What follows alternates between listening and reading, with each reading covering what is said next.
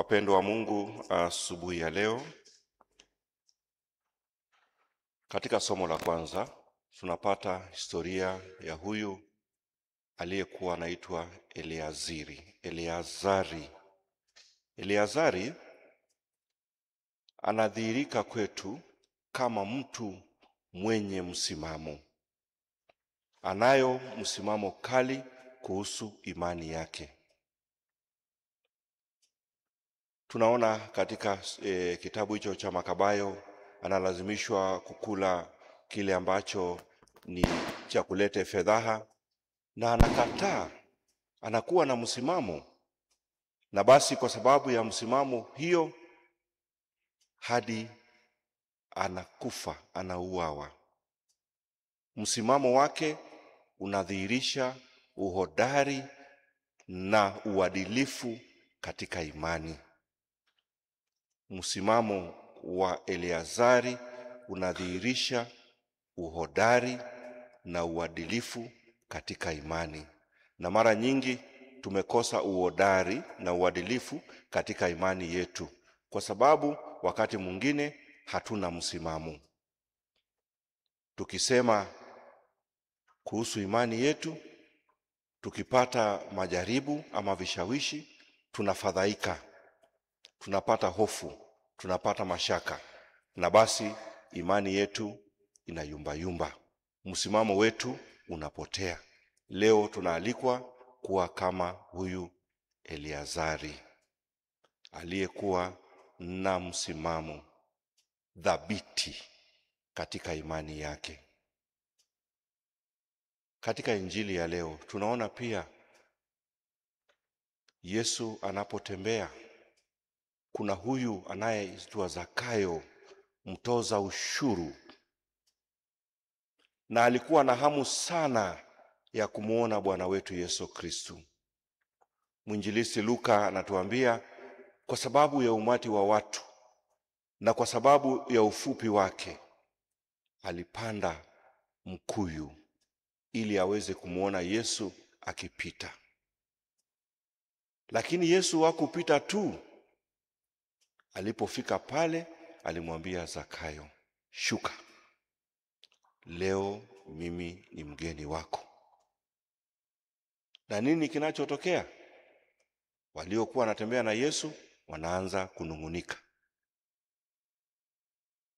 Wanakosa msimamo thabiti. Wananungunika kwa nini? Kwa sababu wana wivu.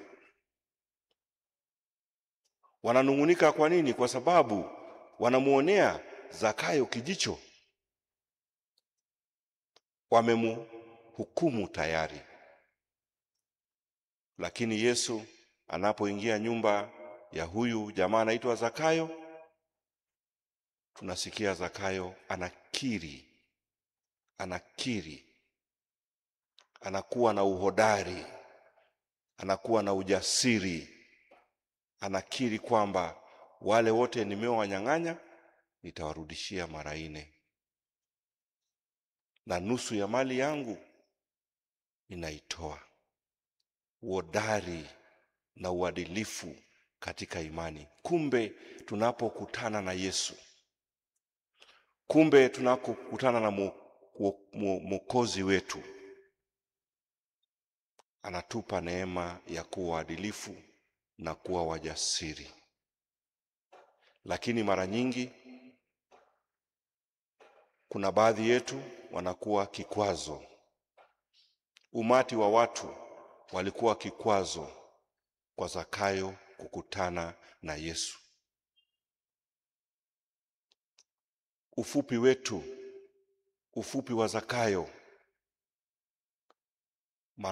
mara nyingi inadhihirika kwetu kama sisi ni wakosefu.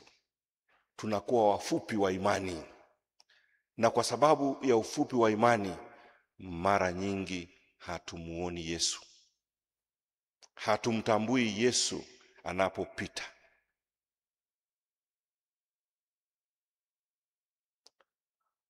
Yesu anatuambia na sisi tushuke kutoka katika mkuyu. Leo ni mgeni wetu. Leo ni mgeni wetu. mgeni wetu katika maisha yetu, mgeni wetu katika roho zetu. Tumkaribishe, tumkaribishe. Wokovu ni kwa wote. Wokovu sio kwa kikundi fulani, wokovu sio kwa jamaa fulani, wokovu ni kwa wote.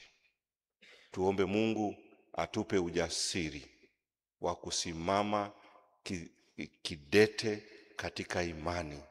Tuombe Mungu atupe neema ya kuwa waadilifu na hodari katika kumshuhudia ndani ya maisha yetu. Leo pia ni optional memoria ya kumbukumbu ya kutabarukiwa Basilika ya Mtakatifu Petro na Paulo nje ya kuta. Basilika hizi mbili ni ya muhimu katika imani yetu kwa sababu ya Petro ndiyo pale Petro mtume alizikwa, na ya Paulo nje ya kuta ni pale Paulo alizikwa. Mitume wawili wenye waliodhihirisha msingi imara wa imani hadi wakafia dini kwa sababu ya imani, ishara ya kwamba tunatuzwa tunaposhika imani, tunapokuza imani yetu.